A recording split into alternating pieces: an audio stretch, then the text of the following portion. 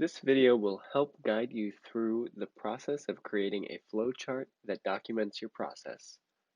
Since we used many geoprocessing tools, it may be difficult to remember each step. One easy way is to see what process you used in your analysis by going to the History button in the Analysis tab.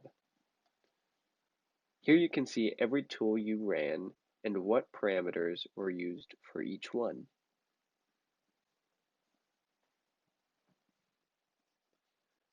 But let's go ahead and recap all of the processes and layers that we used throughout the lab. On the left, we have the names of every shapefile in our data folder. And on the right, we have all the geoprocessing tools that we used throughout the assignment. You might notice that some of the layers downloaded weren't actually used in the analysis, so these won't necessarily make it onto our flowchart. A flowchart is a way of documenting each step of the process using colors, shapes, and arrows to clearly visualize our workflow.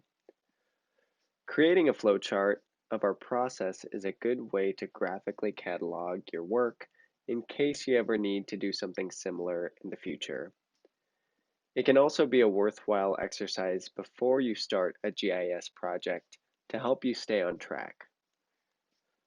Your flowchart should include at least 3 elements: one for your input data, a shape for your processing, and one for the output feature.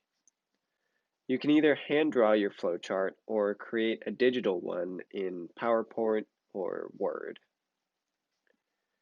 Use different shapes and colors to be consistent throughout your process.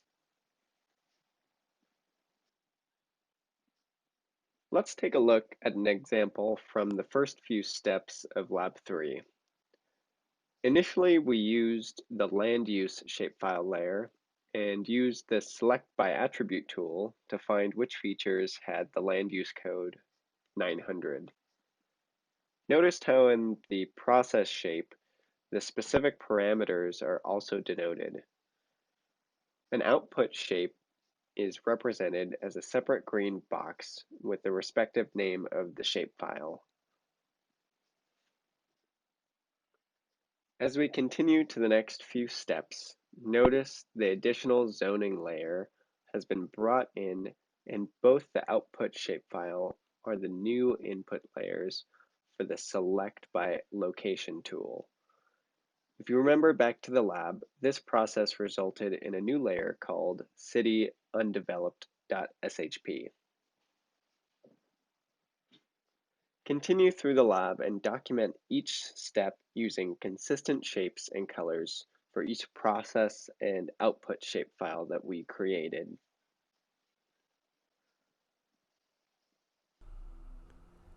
In the end, you should have a very detailed flowchart that documents each process with its inputs and outputs. The final shapefile should be specifically noted, and try using a different color to make it stand out. Remember to look back at the lab instructions and check the history of your ArcPro project. Most importantly, be creative when detailing your process and workflow, and have fun.